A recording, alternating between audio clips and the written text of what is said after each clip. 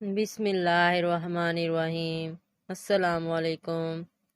शाम के असाई ने अपने एक कमांडर बोलस और इसके भाई बतरस की क़यादत में मुसलमानों के एक छोटे से लश्कर पर हमला करके कुछ मुसलमान खवातीन को गिरफ्तार कर लिया, जिसमें हज़रत खौला भी शामिल थीं। इन खवातीन को लेकर बतरस और ईसाइयों की एक बड़ी तादाद नहर इस्तरियाक के किनारे आ गई और बाकी ईसाई बोलस की कमान में मुसलमानों से नबर्द आजमा रहे। लेकिन फिर आखिरकार मुसलमान खवातीन की बहादुरी और मुसलमानों के हमले से इन खवातीन को छुड़ा लिया गया।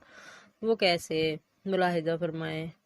बतरस खवातीन अरब को गिरफ्तार करके नहर इस्तरियाक पर पहुंचा तो अपने भाई के मुतालिक मालूमात हासिल करने के लिए ठहर गया।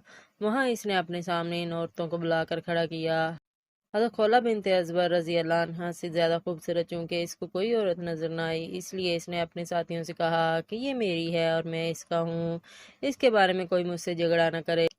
लोगों ने इसकी इस बात को मंजूर कर लिया। फिर इसी तरह हर एक दमिश्की एक एक औरत की तरफ अपने नापाक हाथ उठा उठा कर कहने लगा कि ये औरत मेरे लिए है। इसके बाद उन्होंने बकरियों और इस माल को जो लूट कर ले गए थे जमा किया और पुलिस का इंतजार करने लगे। इन गिरफ्तार शुदा औरतों में अक्सर कौम हमीद, कबीला मालका और तबाइया की बड़ी बूढ़ियां थीं, जो घोड़े की सवारी, रातों रात सफ़र करने और वक्त पर कबाइल अरब से मुकाबला करने की खोगर और आदी थीं। ये सब अजीम और गैरतमंद ख़वातीन आपस में जमा हुईं और हज़रत खौला बिनते अज़बर रज़ी अल्लाह अन्हा ने इन्हें मुखातब करके कहा, हुमैर की बेटियों और ए किबला तबी की यादगारों, क्या तुम इस बात पर रजामंद हो और ये चाहती हो कि रूमी काफिर और बेदीन तुम पर गालिब आ जाएं? तुम इनकी लोनियां बांदियां बनकर रहो। कहाँ गई तुम्हारी वो शुजात और क्या हुई तुम्हारी वो गैरत जिसका चर्चा अरब की लोनियों में और जिसका जिक्र अरबी मजलिसों में हुआ करता था? अफसोस, मैं तुम्हें गैर तो हमीयत से खाली और शुजात बरात से दूर देख रही हूँ। मेरे नज़दीक इस आने वाली मुसीबत से तुम्हारा कत्ल हो जाना बेहतर और उम्मियों की खिदमत करने से मर जाना अफजल है। ये सुनकर फ़ैरा बिनते अफ़ार हुमैरिया रज़ी अल्लाह अन्हा ने कहा, ए बिनते अज़बर, तुमने हमारी शुजात बरात, अक्ल दनाई, बुजुर्गी और मर्तबा के मुतालिक जो कुछ बयान किया वो वाकई सच है। और ये भी सही है कि हमें घोड़े की सवारी की आदत है और दुश्मन का रात के वक्त भी काफ़ी तंग कर देना आता है। मगर ये तो बतलाइए कि जो शख्स ना घोड़ा रखता हो, ना नेज़ा, इसके पास कोई हथियार हो, ना तलवार, ऐसा शख्स क्या कर सकता है? आपको मालूम है कि हमें दुश्मन ने अचानक गिरफ्तार कर लिया। हमारे पास इस वक्त कोई सामान नहीं, हम बकरियों की तरह इधर उधर भटकते फिर रहे हैं। ये सुनकर हज़रत खौला रज़ी अल्लाह अन्हा ने कहा, कबीला तबाइया की बेटियों, तुम्हारी गफलतों का कुछ ठिकाना है? खेमों की लकड़ियाँ और सतून तो मौजूद हैं। हमें चाहिए कि हम इन्हें उठा उठा कर बदबख्तों पर हमलावर हों। मुमकिन है कि अरहमर राहिमीन हमारी मदद करें और हम गालिब आ जाएं, वरना कम से कम शहीद ही हो जाएं, ताकि ये कलंक का टीका तो हमारी पेशानियों पर न लगने पाए। फ़हरा बिनते अफ़ार रज़ी अल्लाह अन्हा ने कहा, वल्लाह, मेरे नज़दीक भी ये आपकी राय बहुत ज़्यादा सही और पसंदीदा है। इसके बाद हर एक औरत ने खैमा की एक एक लकड़ी उठाई। हज़रत खौला बिनते अज़बर रज़ी अल्लाह अन्हा खुद भी कमर बांध कर एक बड़ी सी लकड़ी कांधे पर रख कर आगे हुई। इनके पीछे अफेरा बिनते अफ़ार, उम्मे अबान बिनते अतबास, सलमा बिनते नुमान, बिलाल मकर और दीगर औरतें चलीं। इस्लाम की इन बहादुर बेटियों ने नारा मारा और जंग के लिए तैयार हो गईं। इस वक्त हज़रत खौला रज़ी अल्लाह अन्हा ने अपनी इस नस्वानी फ़ौज को मुखातब किया और इस तरह तंजीब और कवायद का सबक देने लगीं। जंजीर की कड़ियों की तरह एक दूसरे से मिली रहना, मुतफरिक हरगिज़ ना होना। अगर खुदा न खास्ता तुम मुतफरिक हो गई तो याद रखना, तुम्हारे सीनों को नेज़े तोड़ देंगे और तुम्हारी गर्दनों को तलवारें काट डालेंगी, तुम्हारी खोपड़ियाँ उड़ जाएंगी और तुम सब यहीं ढेर होकर रह जाओगी। ये कहकर आपने कदम बढ़ाया और एक रूमी के सर पर इस जोर से लकड़ी मारी कि वह जमीन पर गिर पड़ा और मर गया। रूमियों में खलबली मच गई।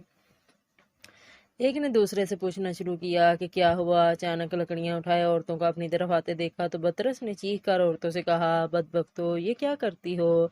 हज़रत फ़ैरा बिनते अफ़ार अल हमैरिया ने जवाब दिया, आज हमने इरादा कर लिया है कि इन लकड़ियों के जरिए तुम्हारे दिमागों को दुरुस्त और तुम्हारी उम्रों को ख़त्म करके अपने इस्लाफ के चेहरे से नंगवार का धब्बा मिटा दें। बतरस ये सुनकर हंसा और अपनी कौम को मुखातब करके कहने लगा, तुम पर तफ है, तुम्हें चाहिए कि तुम इन्हें जुदा जुदा करके जिंदा ही पकड़ लो। तुम में से जो शख्स खोला को पकड़े, इसे चाहिए कि किसी बुरे काम का ख्याल तक न लाए, क्योंकि वो मेरी है। बतरस का ये हुक्म सुनते ही रोमियो ने इन्हें चारों तरफ से घेर कर हल्का बांध लिया। वो चाहते थे कि इन तक पहुंचे, मगर जैसे ही कोई शख्स इनके करीब पहुंचता था, ये पहले लकड़ियों से इसके घोड़े के हाथ पैर तोड़ देती थी और जिस वक्त वो सवार उल्टे मुंह गिरता था तो ज़रबे मार मार के इसका सर तोड़ देती थी। اس لیے ان تک نہ کوئی پہنچ سکا۔ ان بہادر خواتین نے اسی طرح 30 سوار موت کی گھاٹ اتار دیے۔ بطرس یہ دیکھ کر آگ بگولا ہو گیا، گھوڑے سے نیچے اترا اور اس کے ساتھ اس کے ہمراہی بھی پیدل ہو گئے۔ پھر وہ سب نیزے اور تلواریں لے کر خواتین اسلام کی طرف بڑھے۔ خواتین آپس میں ایک دوسرے کی طرف لپکیں اور آپس میں کہنے لگی، ذلت کی زندگی سے عزت کے ساتھ مر جانا بہت زیادہ افضل ہے۔ اس کے بعد بطرس نے عورتوں کے مقابلے میں گرچہ بہت ہاتھ پیر میرے، مگر ان کی بہادری اور شجاعت کے سامنے کف افسوس ملنے کے سوا اور کچھ نہ کر سکا۔